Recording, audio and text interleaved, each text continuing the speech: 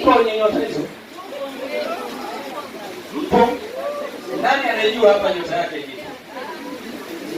Nani anajua nyota yake inatakiwa ifanye biashara gani? Nani anajua nyota yake anatakiwa ifanye kazi gani? Nani anajua nyota yake anatakiwa aolewe au aowe mke wa aina gani?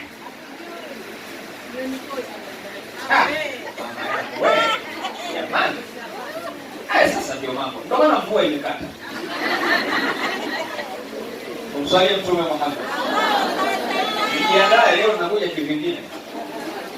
Mjipange. Na hii elimu ya nyota ipo katika nini? Elimu ya nyota ipo katika nini? Asikudanganye mtu sijui nyota ushirikina. La. Nyota ipo katika nini?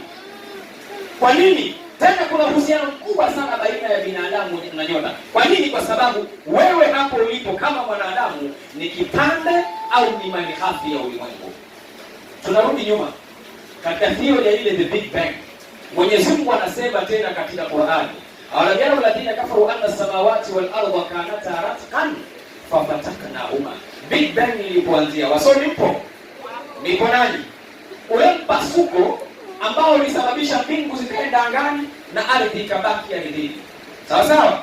Na mwanadamu ameumbwa kutokana na nini? Kutokana na udongo. Allah anasema, "Minha khalaqnakum wa fiha nu'idukum wa minha nukhrijukum taratan ukhra."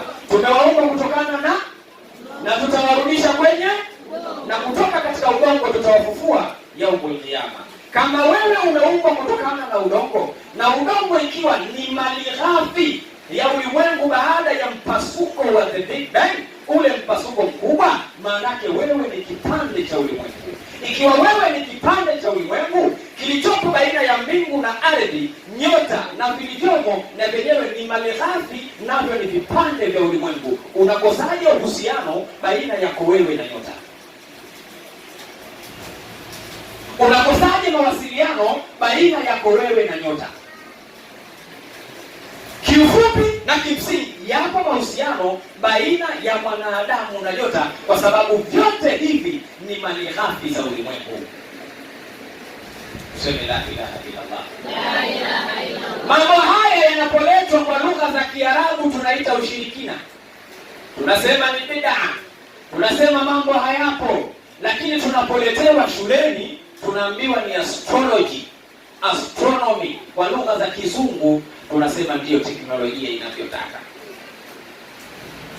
Ndiyo maendeleo na utamaduni mambo leo.